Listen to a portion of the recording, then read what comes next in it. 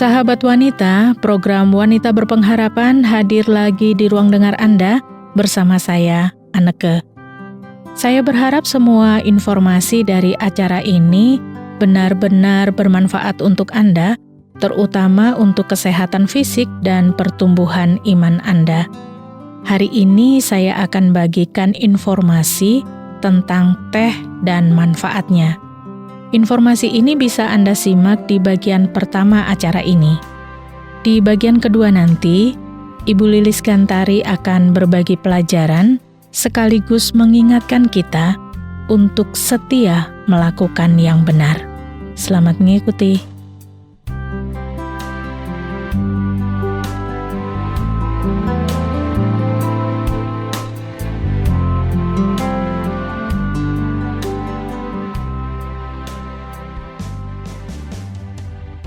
Sahabat wanita, teh merupakan minuman favorit di berbagai negara. Indonesia, Jepang, Cina, Inggris punya kebiasaan minum teh yang sampai saat ini masih membudaya. Banyak orang menikmati teh bukan hanya karena rasanya yang enak, tetapi juga karena aromanya yang segar. Selain itu, teh juga mengandung banyak manfaat yang baik bagi tubuh. Teh juga tersedia dalam bermacam-macam varian, diproduksi dari banyak daerah, dan seperti yang saya bilang tadi, ada keunikan aroma serta rasa khasnya sendiri-sendiri. Aroma yang dikeluarkan oleh daun teh juga bisa dimanfaatkan sebagai aromaterapi. Mungkin Anda punya pengalaman, tiba-tiba merasa rileks saat menghirup bau atau aroma teh. Nah, di Indonesia, teh melati adalah jenis teh yang paling banyak dikonsumsi masyarakat. Aromanya yang wangi serta rasanya yang ringan dan segar sangat cocok untuk menemani waktu sore hari Anda. Selain teh melati, masih banyak lagi jenis teh yang tersedia yang juga punya khasiat yang terkandung di dalamnya. Ada yang namanya teh chamomile. Jenis teh ini memiliki aroma wangi yang semerbak dan khas, dan bisa membuat tubuh menjadi rileks. Teh chamomile berasal dari kelopak bunga chamomile. Itu sebabnya jenis teh ini sangat harum aromanya. Sudah lama teh chamomile ini dipercaya sebagai obat pereda migrain. Untuk Anda yang punya gangguan migrain, bisa memanfaatkan teh chamomile ini karena teh ini mengandung zat pereda rasa nyeri dan punya antioksidan yang tinggi. Ada dua jenis chamomile yang digunakan untuk teh herbal, yaitu chamomile dari Roma dan dari Jerman. Chamomile Roma rasanya sangat pahit. Biasanya digunakan sebagai minyak esensial dan pewarna. Sedangkan teh chamomile yang sering dijumpai untuk dikonsumsi adalah chamomile Jerman. Jenis teh chamomile sangat kaya manfaat. Di antaranya bisa membuat tidur lebih nyenyak, menghangatkan badan, mengurangi demam dan juga hidung tersumbat akibat flu, dan bisa meredakan gangguan migrain. Ada juga yang namanya teh olong, yang sejak dulu sudah bermanfaat untuk mencegah berbagai macam penyakit ringan seperti masuk angin. Teh olong punya kandungan antioksidan jenis flavonol yang bisa menekan pertumbuhan sel-sel berbahaya pada tubuh. Teh olong juga bisa membantu menurunkan kadar gula darah dan bisa menurunkan berat badan juga. Teh olong memang cukup populer sebagai minuman diet. Proses fermentasi jenis teh ini terjadi sangat singkat, sehingga menghasilkan rasa yang kuat. Teh olong terdiri dari dua jenis, ada teh olong hijau dan hitam.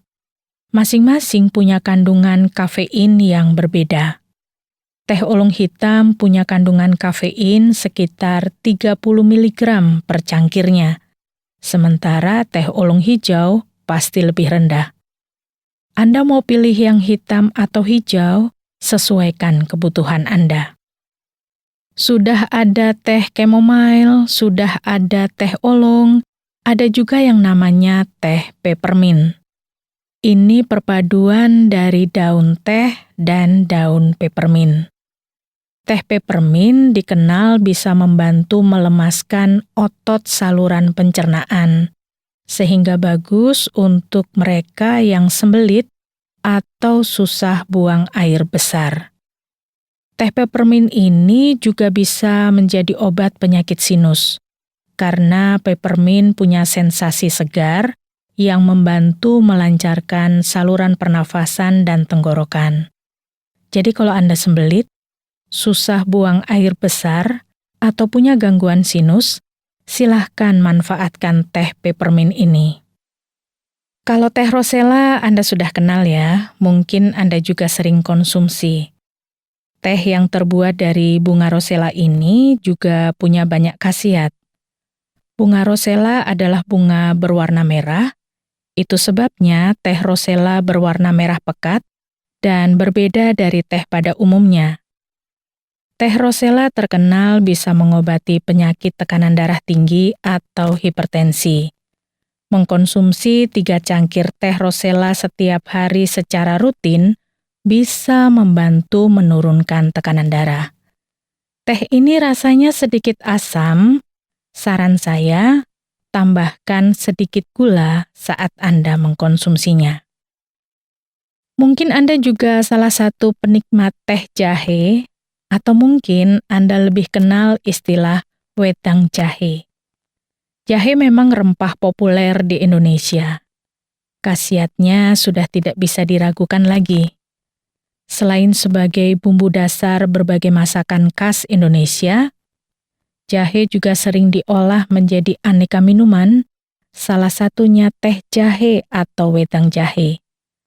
Teh jahe selain sehat dan menghangatkan badan, juga berkhasiat sebagai obat penghilang rasa mual saat mabuk perjalanan. Ada juga yang namanya teh rooibos. Ini jenis teh merah yang jarang ditemui di pasaran. Salah satu khasiatnya adalah sebagai obat pencegah penyakit kanker. Teh rooibos dibuat dari semak merah yang berasal dari negara Afrika Selatan. Dan teh ini juga memiliki warna merah, mirip dengan teh rosella. Sekalipun jarang ditemui di pasaran, teh rooibos ini banyak tersedia di marketplace atau penjualan online. Kalau Anda penasaran, Anda bisa mencobanya. Jadi sudah ada teh chamomile, ada teh oolong, ada teh peppermint, ada teh rosella, ada teh jahe, ada juga teh rooibos yang masing-masing punya manfaat. Tapi ada juga teh hitam yang tentu saja punya manfaat juga. Teh hitam adalah jenis teh yang berasal dari daun teh Camellia sinensis. Ini prosesnya digulung, difermentasi, lalu dikeringkan dan dihancurkan. Warna teh hitam menjadi pekat karena proses oksidasi yang menghasilkan kandungan kafein tinggi. Kandungan kafeinnya sekitar 40 mg per cangkir. Teh hitam punya rasa yang kuat dan sering menjadi solusi bagi mereka yang tidak bisa atau tidak ingin minum kopi, tapi membutuhkan manfaat kafein. Teh hitam sangat baik dikonsumsi bagi Anda yang membutuhkan banyak energi dengan cepat. Supaya rasanya tidak terlalu pahit, disarankan untuk mengkombinasikan teh hitam dengan susu atau gula. Teh hitam diketahui bisa menurunkan resiko penyakit jantung koroner karena manfaat antioksidannya.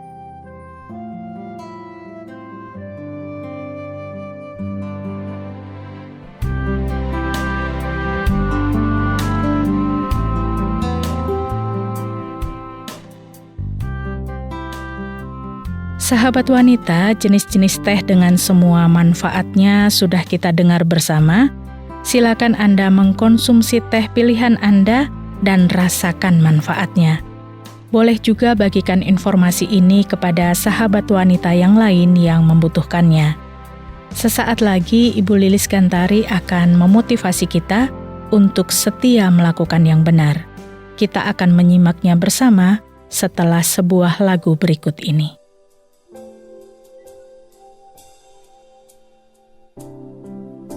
Di tanganmu, ini janjiku. Senap hidupku bagimu, kau memegang seluruh hidupku, ku milikmu selamanya.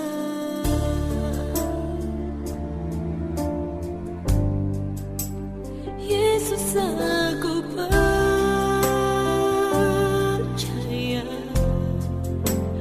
Yesus, aku milikmu,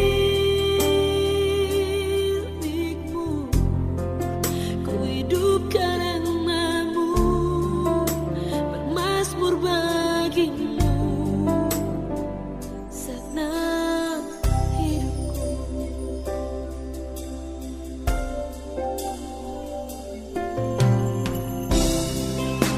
Kemanapun ku bersamamu, lewat suka dan duka, ku mau hidup dalam jalanmu dan janjimu selamanya.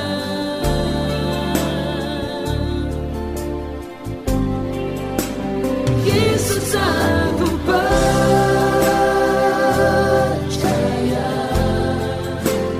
Yesus, aku milikmu, ku hidup karenamu, bermazmur bagimu. Yesus, aku percaya.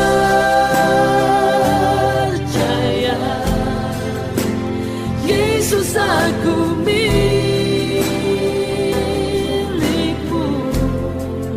ku hidup karenamu, bermazmur bagimu. Yesus, aku percaya.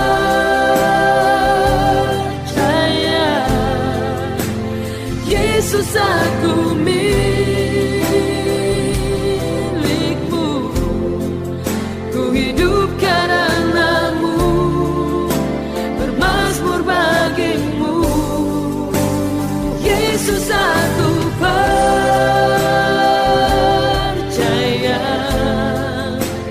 Yesus, aku milikmu, ku hidup karenamu,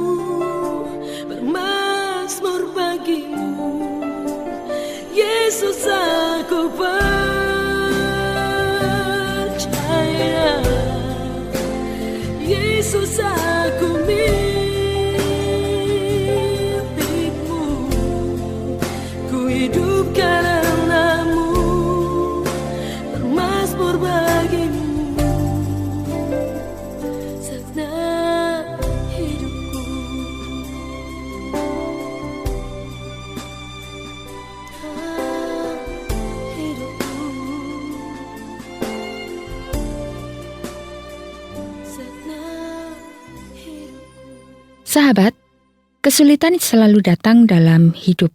Terkadang membuat kita kecewa, marah, dan putus asa. Kesulitan memang bisa menimpa siapa saja, di mana saja, dan kapan saja. Tidak mudah melewati kesulitan dalam hidup ini. Terkadang, kesulitan menuntut kita untuk bersabar lebih lama, berkorban lebih banyak, dan juga menderita secara jasmani dan rohani. Banyak orang melakukan hal-hal yang buruk dan bertentangan dengan hukum dalam mengatasi kesulitannya. Kita tahu, banyak orang menipu untuk menutupi kesulitan ekonominya. Banyak orang yang berbohong untuk mendapatkan pekerjaan dan lain sebagainya. Namun, banyak pula orang yang tetap setia melakukan kebenaran meskipun hidupnya sangat sulit. Banyak orang tetap melakukan firman Tuhan, meskipun keadaannya tidak menyenangkan. Sahabat, saya akan membacakan kisah Tuhan Yesus ketika ia dicobai iblis di padang gurun. Harapan saya melalui cerita ini, kita akan belajar bagaimana kita bisa setia melakukan kebenaran dalam kesulitan dan penderitaan. Mari kita simak bersama. Maka Yesus dibawa oleh Roh ke padang gurun untuk dicobai iblis. Dan setelah berpuasa 40 hari dan 40 malam, akhirnya laparlah Yesus. Lalu datanglah si pencoba itu dan berkata kepadanya, "Jika engkau anak Allah, perintahkanlah supaya batu-batu ini menjadi roti." Tetapi Yesus menjawab, "Ada tertulis, manusia hidup bukan dari roti saja, tetapi dari setiap firman yang keluar dari mulut Allah." Kemudian iblis membawanya ke kota suci dan menempatkan dia di bubungan bait Allah. Lalu berkata kepadanya, "Jika engkau anak Allah, jatuhkanlah dirimu ke bawah, sebab ada tertulis, mengenai engkau, ia akan memerintahkan malaikat-malaikatnya, dan mereka akan menatang engkau di atas tangannya, supaya kakimu jangan terantuk kepada batu." Yesus berkata kepadanya, "Ada pula tertulis, janganlah engkau mencobai Tuhan Allahmu." Dan iblis membawanya pula ke atas gunung yang sangat tinggi, dan memperlihatkan kepadanya semua kerajaan dunia dengan kemegahannya, dan berkata kepadanya, "Semua itu akan kuberikan kepadamu, jika engkau sujud menyembah aku." Maka berkatalah Yesus kepadanya, "Enyahlah iblis, sebab ada tertulis, engkau harus menyembah Tuhan Allahmu, dan hanya kepada Dia sajalah engkau berbakti." Sahabat, dari kisah yang kita dengar tadi, kita tahu apa yang dilakukan oleh Tuhan Yesus. Tuhan Yesus tetap setia melakukan kebenaran. Tuhan Yesus tetap taat kepada Bapanya. Tuhan Yesus tidak mau mengikuti perintah iblis sedikit pun. Inilah yang membuat Tuhan Yesus menang melawan iblis. Tuhan Yesus tetap taat kepada Bapanya, meskipun ia mengalami penderitaan. Kita bisa mencontoh Tuhan Yesus. Kita harus terus mempertahankan iman dan setia melakukan kebenaran, meskipun kita berada dalam keadaan yang sulit dan mengalami penderitaan. Jika kita taat kepada Tuhan, maka Tuhan akan menolong kita melewati hidup yang sulit. Iblis tahu iman kita akan lemah bila kita berada dalam penderitaan. Oleh sebab itu, iblis dengan mudah menjatuhkan kita. Tetapi, bila kita taat kepada Tuhan, maka kita akan mampu melakukan hal yang benar, meskipun godaan untuk melakukan dosa akan terus datang. Tuhan akan menolong kita dan memampukan kita memilih melakukan perbuatan yang benar. Nah, sahabat, Tuhan Yesus sudah memberi teladan kepada kita bagaimana kita bisa setia melakukan yang benar atau tetap memegang kebenaran dalam menghadapi masalah yang sulit. Tadi, kita sudah mendengar kisah Tuhan Yesus menghadapi serangan iblis, padahal Yesus dalam keadaan lapar, haus, dan lelah. Saya akan bercerita kisah nyata seorang wanita yang melakukan tindakan yang salah untuk mengatasi masalah ekonominya. Kisah nyata ini saya baca dari Harian Jawa Pos. Seorang wanita yang masih berusia 25 tahun terpaksa menjual bayinya sendiri seharga Rp200.000. Hal ini ia lakukan karena tidak memiliki uang untuk membayar ongkos obat dan ongkos untuk melahirkan. Sebagai janda, ia tidak punya orang yang bisa diandalkan untuk membiayai kelahiran anaknya. Alasan wanita muda itu menjual bayinya adalah karena ingin anaknya bisa bertahan hidup. Namun, tindakan wanita ini dinilai sebagai sebuah kejahatan, dan ia harus mempertanggungjawabkannya di hadapan aparat. Wanita itu dibawa ke kantor polisi, meskipun badannya masih sangat lemas. Sahabat, wanita yang saya ceritakan tadi hanya salah satu wanita yang malang. Ada ribuan wanita seperti dia. Tidak memiliki suami, tidak memiliki pekerjaan, dan tidak tahu apa yang harus dilakukan untuk bertahan hidup. Dan wanita itu bukanlah satu-satunya wanita yang menjual anaknya sendiri demi alasan ekonomi. Ada banyak bayi yang dijual dan diperdagangkan karena orang tua ingin mendapatkan uang untuk bertahan hidup. Untuk bertahan hidup, kita membutuhkan makanan, pakaian, dan tempat berteduh. Zaman sekarang memang tidak mudah untuk mencari makanan, mendapatkan pakaian yang layak, dan juga rumah untuk berteduh. Kita tentunya tidak ingin melakukan hal yang tidak benar untuk memenuhi semua kebutuhan hidup kita. Tetapi, kadang kita juga terpaksa melakukan hal yang tidak benar karena kita tidak kuat lagi menanggung penderitaan. Sahabat, apa yang dilakukan wanita yang menjual bayinya tidak patut kita tiru karena tindakan itu salah. Mari kita mencontoh teladan dari Tuhan Yesus dalam menghadapi kesulitan. Kita tetap setia melakukan kebenaran meskipun kita menghadapi masa yang sangat sulit, seperti masalah ekonomi atau masalah apa saja yang mungkin saat ini sedang kita hadapi.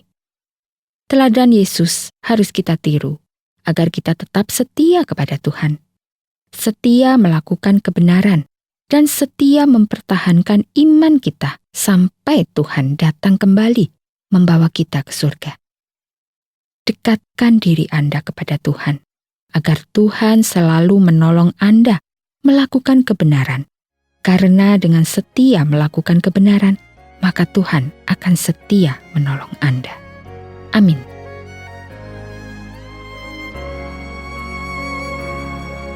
Ajaib sungguh anugerah-Mu menyelamatkanku, pulihkan hidupku, nyata besar kuasa-Mu, layakkan ku menyembah-Mu.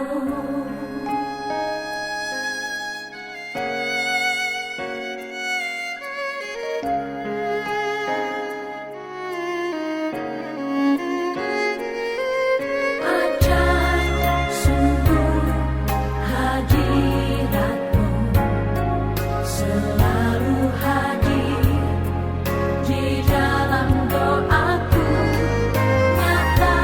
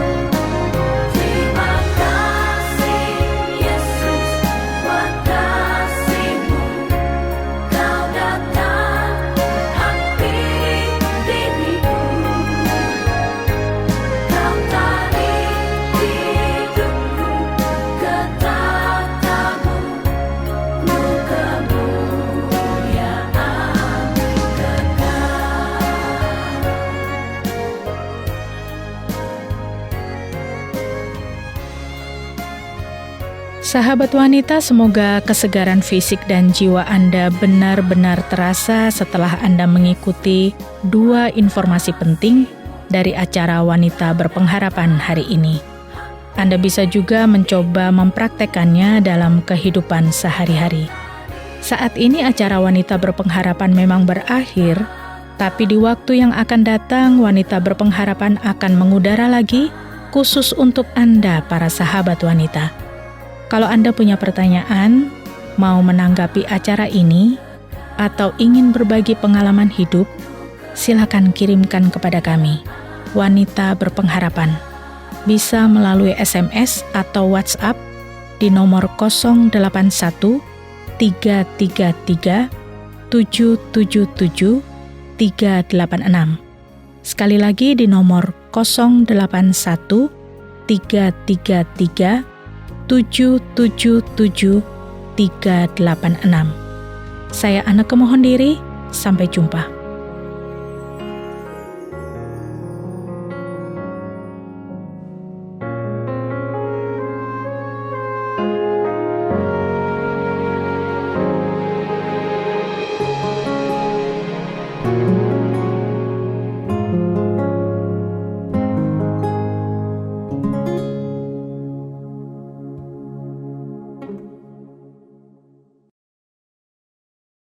Terima kasih Anda sudah mengikuti program kami. Jika Anda diberkati, jangan lupa like, komen, dan share supaya Anda tidak ketinggalan setiap program terbaru kami. Jangan lupa juga untuk subscribe channelnya dan nyalakan loncengnya. Jika Anda ingin mendukung pelayanan kami, bisa melalui rekening kami berikut ini atau menghubungi kami di sini.